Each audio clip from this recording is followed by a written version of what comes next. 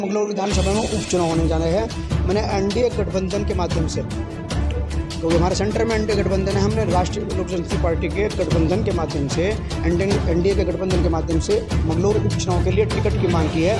मेरा समस्त पत्रकार बंधुओं से निवेदन है कि मंगलौर में जो 76 साल में विकास आज़ादी के बाद तक आज कोई विकास नहीं हो पाया है। मैं उस मंगलौर को एक विकसित शहर बनाना चाहता हूँ, उसको एक ग्रीन सिटी बनाना चाहता हूँ, जिसमें आप पत्रकार बंधु मेरा सहयोग करें और भाजपा हाईकमान तक, भाजपा संगठन तक मेरी आवाज़ पहुँचाएं कि मैं उपचुनाव में गठबंधन का निर्माते हुए मुझे मंगलौर उपचुनाव से भाजपा का कैंडिडेट बनाया, ताकि मैं उस सीट को जीतकर भाजपा को दे सकूं, गठबंधन को दे सकूं और मंगलौर की जनता का जो 76 साल में उन्हें विकास नहीं मिला है, उस 76 साल के विकास को 3 साल में पूरा करने का काम कर सकूं। ऐसा है, हमारे यहाँ के नेता चाहते ही नहीं।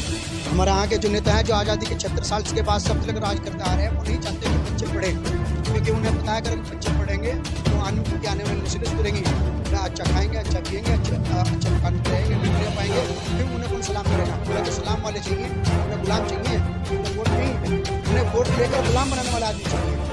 तो ऐसी स्थिति में जो ये है सब हमारे जो 76 साल के बाद जितने भी नेता हमारे यहाँ मौजूद रहे हैं, उन्होंने यहाँ के लोगों को गुमराह करने का काम किया है। उनको स्कूल तो दे दिया है लेकिन टीचर देने का काम नहीं किया है, उन्होंने स्कूल तो दे दिया है लेकिन शिक्षा देने का काम नहीं किया है। वहाँ अस्पताल में वहाँ डॉक्टरों को देने का काम नहीं किया है। मंगलौर में सड़कें देने का काम नहीं किया है, वहाँ डिग्री कॉलेज देने का काम नहीं किया है, वहाँ ITI कॉलेज देने का काम नहीं किया गया है, वहाँ कोई खेल के मैदान देने का काम नहीं किया गया, वहाँ लाइब्रेरी देने का काम नहीं किया गया, वहाँ लाइब्रेरी बनाने का काम नहीं किया गया। इसलिए नहीं किया गया है ताकि मंगलौर की जनता, मंगलौर के विधानसभा क्षेत्र की जनता वहाँ अनपढ़ रहे और वह शिक्षा के क्षेत्र में, आर्थिक क्षेत्र में कोई विकास न कर सके। और विकास जब उनको विकास नहीं करेंगे तो उन्हें सलाम करेंगे और हमेशा इनके हम चाहिए। मैं चाहता हूँ कि मंगलौर की जनता अपने लिए एक अच्छा कैंडिडेट चुने, ताकि वो जो आज़ादी के बाद से मंगलौर क्षेत्र में को अपना विकास नहीं मिला, वो विकास मिले, वो स्वास्थ्य चिकित्सा सुविधाएँ मिले, वो शिक्षा मिले, रोजगार मिले, फैक्ट्रियाँ मिले, सड़कें मिले, लाइब्रेरी मिले, डिग्री कॉलेज मिले, ITI कॉलेज मिले, ताकि मंगलौर का विकास हो सके। मंगलौर एक कदीम बस्ती है और जिसका आईने अक्सर जिक्र है, लेकिन आज मंगलौर जो है गाँव से पिछड़ा हुआ है। मंगलौर को इन नेताओं ने अपनी साजिश का एक किनारा बना रखा है और जानबूझकर मंगलौर की अवहेलना करके यहाँ की जनता को और यहाँ के समाज को, यहाँ पर मंगलौर को पीछे धकेलने का काम किया जा रहा है। विकास के नाम पर मंगलौर को जीरो किया जा रहा है। तो मैं चाहता हूँ कि एक ऐसे कैंडिडेट को चुने जो मंगलौर और मंगलौर की विधानसभा क्षेत्र का विकास कर सके और मंगलौर की जनता के बीच में रहकर मंगलौर का विकास कर सके। ऐसा ना करे कि फिर यहाँ से चुनाव जीते तो राजस्थान भाग जाए, हारे तो फिर यहाँ आ जाए और फिर यहाँ चुनाव लड़ने का काम करे। अभी भगवानपुर चंदनपुर गया था, जहाँ 8 दिन से लगातार वहाँ ट्रांसफार्मर नहीं था, वहाँ खुलती तो कुछ लोग मेरे पास आए, वो तो मेरे पास है, तो मैंने ट्रांसफार्मर दिलाने का काम किया वहाँ से और उनको जब ट्रांसफार्मर मिला तो उनकी जो लाइट जो समस्या थी वो दूर हो गई। तो ऐसे जनप्रतिनिधि जिनको यही नहीं पता कि कौन सी में कहाँ लाइट है, कहाँ नहीं है, कहाँ ट्रांसफार्मर खुदा है, कहाँ नहीं है, तो ऐसे जो जनप्रतिनिधि, ऐसे जनप्रतिनिधि को आप क्यों वोट दोगे? सड़कें इतनी खराब है भगवान चंद्रपुर की, आप चल नहीं सकते, आप बिना बरसात वाला माहौल है। तो इन जनप्रतिनिधियों को मैं चाहता हूँ कि जो राजस्थान जाने वाले जनप्रतिनिधि राजस्थानी पहुँचाने का काम करें, इन्हें वोट देने का काम न करें। अब इन्होंने माननीय हरीश रावत जी से जिनकी मुखालफत की तमाम, आज उनको अपने इलेक्शन की वजह से उनके साथ एक पैक्ट कर लिया है, ताकि जो है मैं अपना इलेक्शन जीत जाऊँ, माननीय हरीश रावत जी अपना इलेक्शन जीत जाए और फिर से मैं मंगलौर की जनता को गुमराह करने का काम करूँ। मैं चाहता हूँ कि इस तरह के गठबंधन को कोई वोट न दे और इन राजस्थान भेजने का काम करें और एक अच्छे कैंडिडेट को जो विकास करे उसे वोट दें और मंगलौर की जनता को समझ सके, उनको उत्तर को समझ सके, ऐसे कैंडिडेट को वोट दें। आपने ठीक कहा कि मैं तो था नहीं, लेकिन आपके माध्यम से पता लगा जनता थी नहीं। आप जो पता जो 3 योजना हो गई हैं साहब की, आप उनसे पूछे कितने कैंप उन्होंने विकलांगों के लगवाए, कितने चिकित्सा शिविर लगवाए, कितने शिक्षा के लगवाए, कितने रोजगार लगाए, कितनी फैक्ट्रियाँ ले गए, कितने डिग्री कॉलेज खुलवाए। आप अपने चैनल के माध्यम से उनसे पूछिए कि क्या ये चिकित्सा शिविर आज ही लगाने जाए, इनके उपचुनाव हैं, आज ही लगाए जाने चाहिए। 3 साल ये 15 आपकी 3 योजनाओं में कहाँ गए हैं चिकित्सा शिविर? आपकी 3 योजनाओं में कहाँ गए रोजगार मेले? आपकी 3 योजनाओं में कहाँ गई सड़कें? आपकी 3 योजनाओं में कहाँ गई फैक्ट्रियाँ? डिग्री कॉलेज कहाँ गए? इंटर कॉलेज कहाँ गए? ITI कॉलेज कहाँ गए? पॉलिटेक्निक कॉलेज कहाँ गए? लाइब्रेरियाँ कहाँ गई? खेल के मैदान कहाँ गए? क्या कहाँ गई हैं? आज आपको अच्छी से शिविर लगाने की पड़ रही है क्योंकि उपचुनाव है। आप जनता को बेवकूफ़ समझ रहे हैं, जनता को गुमराह करना चाह रहे हैं, लेकिन अब जनता जागरूक हो चुकी है, आपके इन झांसों में नहीं आएगी। और ये जैसा कि पत्रकार बंधुओं ने बताया कि वहाँ चिकित्सा शिविर में पहुंच गई थी, तो जनता समझ चुकी है कि आप पब्लिक का बेवकूफ़ बनाने का काम कर रहे हैं, इसलिए जनता आप लोग जरूर आविष्कार। तो बात यह है कि जहाँ तक भाई बिजली का मामला है, देखो ये उत्तराखंड है, जहाँ उत्तराखंड में ये बनाई तो इस चीज़ के लिए कि उत्तराखंड होगा ऊर्जा प्रदेश, इसका दूसरा नाम ऊर्जा प्रदेश रखा गया था, लेकिन आज ऊर्जा प्रदेश एक पिछड़ा प्रदेश बन गया है। यहाँ बिजली नाम की कोई चीज़ नहीं है, बिजली किस टाइम आ जाती है कुछ पता नहीं, कोई शेड्यूल नहीं है, कोई टाइमिंग नहीं है, और बिजली विभाग की जो तानाशाही चल रही है वो बिल्कुल गलत है। और दूसरी बात यह है कि आप ये देखिए दिल्ली जैसे राज्यों में, पंजाब में, जहाँ हम बिजली सप्लाई करते हैं वहाँ फ्री लाइट है, और यहाँ हम 2-3 दामों में लाइट हम घरेलू भी यूज़ कर रहे हैं और इंडस्ट्रियल भी यूज़ कर रहे हैं, तो हमारे पर एक्स्ट्रा बर्डन डाला जा रहा है। और दिल्ली और प्रदेश और अन्य राज्यों में जो है बिजली फ्री की गई है, जबकि यहाँ उत्तराखंड में ऊर्जा प्रदेश होने के नाते बिजली फ्री होनी चाहिए थी किसानों के लिए, मजदूरों के लिए और तमाम संगठनों के लिए, लेकिन यहाँ बिजली के इतने भारी रेट कर दिए गए हैं जिससे आम आदमी परेशान है। तो 2-3 हज़ार रुपये के घरेलू बिल आ रहे हैं। ऐसी स्थिति में मजदूर कहाँ जाएगा और कहाँ ये बिल जमा कराएगा? ये बहुत दुखदायी दशा है, ये बिल्कुल सहन नहीं होगा। कोई सूचना देगा तो टाइमिंग फिक्स करें, तो लाइट भगाने की, किसानों के साथ सहयोग करें, किसानों को जो 55-10 हज़ार रुपये के बिल आते हैं उनके कनेक्शन काटने का काम न करें बिल्कुल भी, क्योंकि आप इंडस्ट्रियल एरिया में देखिए कई लाख रुपए के बिल होते हैं, तब उनके बिल नहीं कट रहते और उनको विद्युत अलग से मुहैया कराई जाती है, अलग से चोरी दिलवाई जाती है, वो बिल्कुल गलत है। किसानों का बिल्कुल उत्पीड़न रोक दें और किसानों का उत्पीड़न किसी भी हालत में नहीं होने दिया जाएगा।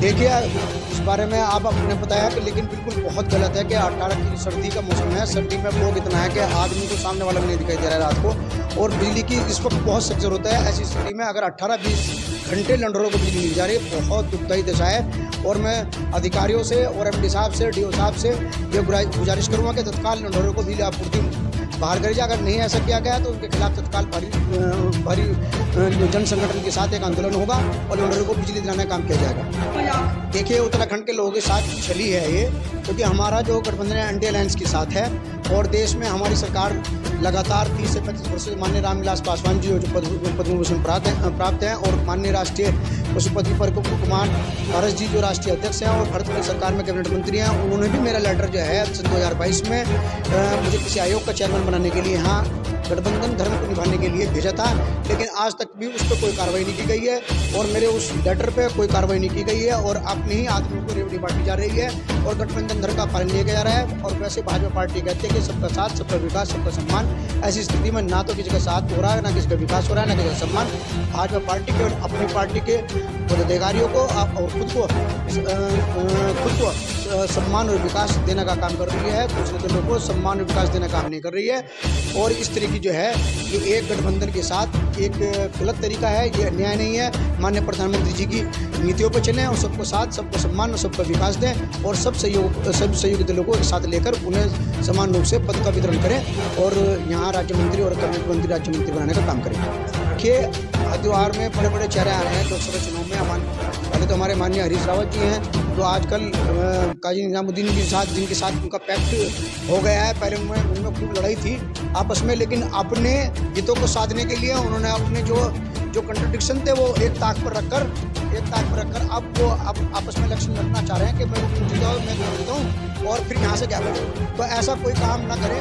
मैं हरिद्वार की जनता से ये रिक्वेस्ट करना चाहता हूँ कि ऐसे कैंडिडेट को वोट दें जो आपकी जनता के, हरिद्वार की जनता के बीच में रह सके और हरिद्वार की जनता की समस्याओं को समझ सके, उनकी समस्याओं को दूर कर सके, हरिद्वार में जो पिछड़ापन रहेगा उसको दूर कर सके, हरिद्वार के साथ जो नाइंसाफी की जा रही है उसको दूर किया जा सके, हरिद्वार के विकास के लिए कार्य किया जा सके। यहाँ अस्पताल हो, शिक्षा हो, यहाँ पर की सड़कें अच्छी हो, यहाँ बिजली आपूर्ति ठीक हो, किसानों को सही सम्मान हो, सही उनको उपकरण जो है उन्हें मुफ्त में मिले, उनको तमाम जितने भी खाद्य उपकरण हैं, खाद्य सामग्रियाँ हैं मुफ्त मिले, और किसानों को और आम मजदूरों के सहयोग के लिए और जिनके घरों पर छत नहीं है तो प्रधानमंत्री आवास योजना के तहत तत्काल छत देना का कार्य करें।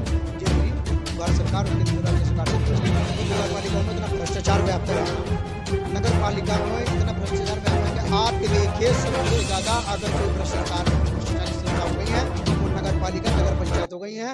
हमारे यहाँ नगर पालिका में करोड़ों रुपये का भ्रष्टाचार हुआ, लेकिन वो भ्रष्टाचार जो है डायरेक्टरेट स्तर से जांच हुई और जांच में निकला भी, और उसमें चेयरमैन और ये दोषी भी पाए गए, लेकिन उसके बाद कोई कार्रवाई नहीं हुई। फाइलों को लगातार निरंतर दबाया जा रहा है। अधिकारी आपस में मिलकर और सरकार को गुमराह कर रहे हैं, उनके खिलाफ कोई कार्रवाई नहीं कर रहे हैं, लेकिन परिणाम उनके खिलाफ मुकदमे और रिकवरी के मुकदमे होने चाहिए। तो ये है नगर पालिका क्या है, भ्रष्टतंत्र बन गया है, उस भ्रष्टतंत्र को समाप्त करना चाहिए। मेरे हिसाब से नगर पालिका में इतना भ्रष्टाचार है, इतना भ्रष्टाचार कहीं नहीं है, नगर पालिका को बंद कर देना चाहिए। और आप ये देखिए, सबसे बड़ी ये जाति कितनी है कि कार्यकाल अभी पूरे कुछ नगर पालिका के कार्यकाल पूरे नहीं। जैसे हमारे यहाँ नगर पालिका चेयरमैन को सस्पेंड कर दिया गया था 3 मुद्दों में। तो नगर पालिका एक्ट में ये प्रोविजन है कि अगर कोई चेयरमैन सस्पेंड हो जाता है या उसे हटा दिया जाता है, तो नगर पालिका के सदस्य के में से एक शासन स्तर द्वारा कमेटी बनाई जाएगी, जो ही नगर पालिका के समस्त कार्यों की देखभाल समस्त कार्य करेंगी। लेकिन प्रशासन नियुक्त कर नगर पालिका एक्ट की अवहेलना की गई है, और नगर पालिका एक्ट में कहीं भी बोर्ड के चिंता होते हुए प्रशासन नियुक्त करने का कोई प्रोविजन नहीं है, जो लीगल है। और हम इस बारे में तमाम लोगों को, तमाम जनता को जागरूक कर रहे हैं। मैं चाहता हूँ कि देखो, आज पहाड़वाद और प्लेनवाद बहुत ज़्यादा हो रहा है। लोग बाग राजधानी गैरसैंण की मांग कर रहे हैं। गैरसैंण कहाँ जाएंगे लोग बाग? देहरादून से अच्छी राजधानी कहाँ होगी? और हमने जब ये शुरू में उत्तराखंड बना, तो जब शुरू में ये बात होती रही कि पहाड़वाद और मैदानवाद के बीच की खाई पैदा की जाती थी, तो हमने भी एक मैदानी क्रांति दल का संगठन बनाया था ताकि मैदान के लोगों को सुधार सके। लेकिन मैदान के लोग होने के द्वारा सहयोग किया गया, और सहयोग न होने की मैदानी क्रांति दल को बंद कर देना पड़ा। मैं कहता हूँ कि आज भी आपको और आपके लोगों को, आपके समाज को अपने अधिकारों के प्रति जागरूकता की बहुत ज़रूरत है। आप देखिए, पहाड़ों पे इतनी भर्तियाँ होती हैं, वहाँ केवल एक चिट्ठी पे भर्ती रहती है कि मुझे सुरक्षा अधिकारी बना दिया जाए। मुझे आप विधानसभा में देखा होगा आपने कि मुझे अपर सचिव बना दिया जाए, मुझे अंडर सेक्रेटरी बना दिया जाए, मुझे सुरक्षा अधिकारी तमाम भर्तियाँ ऐसी कर रखी हैं। और जितनी भर्तियाँ निकल रही हैं, वो निकलने से पहले ही उनके अंदर वो लीक आउट हो जाती हैं, और बाद में कहते हैं कि लीक हो गई हैं।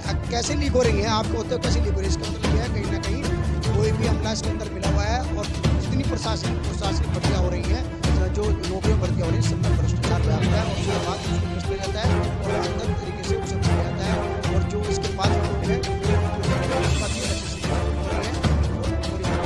एक साफ फेयरनेस तरीके से एक आयोग बनाया जाए, और आयोग बनाकर निकाला जाए, ताकि जो पात्र व्यक्ति है, जो सही और अच्छे व्यक्ति हैं, जो एग्जाम क्लियर करें, उनको नौकरी मिलनी चाहिए। ऐसा ना होना चाहिए कि इसमें पहाड़वाद या मैदानवाद का कोई भी अंतर नहीं होना चाहिए। कि ऐसा नहीं है कि मैदान में प्रतिभा नहीं है, मैदान में बहुत प्रतिभाएँ हैं, और मैदान में अपनी प्रतिभाएँ देश के सामने भी रखी हैं और आगे भी रखते रहेंगे। और मैदान में सहयोग आपको देना पड़ेगा, आपको इनका अनादर बिल्कुल नहीं करना पड़ेगा।